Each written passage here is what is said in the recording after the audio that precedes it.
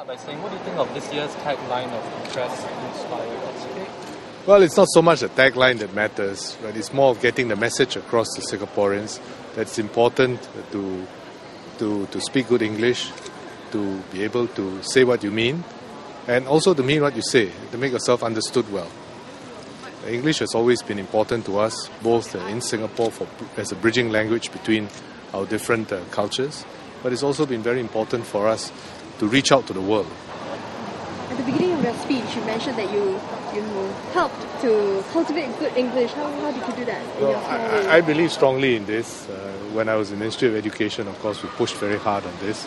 I think in my daily life, I'm not shy to sort of help people who have misused the language to sort of understand how to use it properly and well.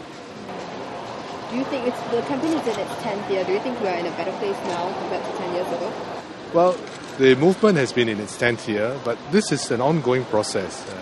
It takes more than a generation to change the language environment in a society. English did not start off as the home language for most of our people in Singapore. So it requires effort and energy and sustained over a long period of time in order to have it entrenched as a well-used language in Singapore. So it will take a generation or two to have this done properly. So culturally speaking, how do you think we can actually make good English a part of Singapore while not sounding too Singlish that we're not being understood? Well, a lot of it depends on the media as well and what people hear. So schools are important, but what people hear on a daily basis is very important as well.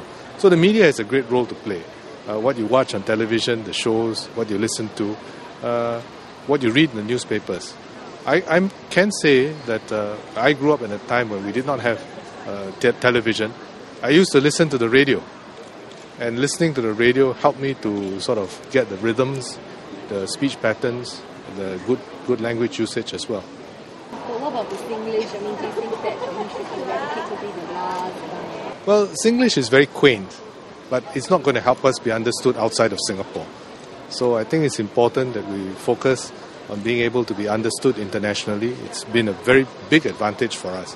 In fact, when I travel around the region, many countries ask us how we've managed to attain a good level of English in Singapore. And they're quite envious of the language proficiency in English that we've attained. So it's something which we should maintain and try and do better at. You mentioned in your speech that you were glad that the Speak Good English movement was utilizing social media. Could you elaborate further? Well, you need an outreach in a form which people are comfortable with, and the social media is a form which is being used by many people today. So if the movement can reach out to people in that medium as well, I think the outreach will be wider. You know, this idea of correcting our signboards, who's like a major offender of this, you think? Well, I think there are lots of offenders. So what's important is that I think people do want to do better in their language. In fact, I've not met anyone who doesn't want to do better in his English. So I think if we can help them to do so, it's not a matter of sort of correcting them, telling them you're wrong, but helping them to say, this is the way to do it. And I think they will appreciate it if we take that approach.